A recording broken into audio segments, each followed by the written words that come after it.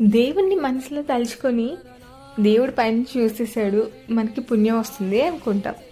అదే మనం పక్కన వాళ్ళని మన మాటలతో బాధ పెట్టినప్పుడు మాత్రం పైనుంచి ఆ దేవుడు చూస్తున్నాడు, మనల్ని శిక్షిస్తాడు అనమాట అనుకో.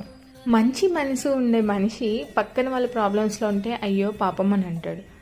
అదే తనకి ప్రాబ్లమ్స్ వచ్చినప్పుడు ఏ జన్మలో ఏ పాపం చేశానో ఇప్పుడు అనుభవిస్తున్నా అంటాడు. అదే ఒక చెడ్డవాడు పక్కన వాళ్ళు హెల్త్ ప్రాబ్లమ్స్లో కానీ లేదన్నా ఏదైనా ప్రాబ్లంలో ఉన్నప్పుడు చేసిన పాపం ఊరికే పోతుందా, అనుభవిస్తున్నారు అని అంటాడు.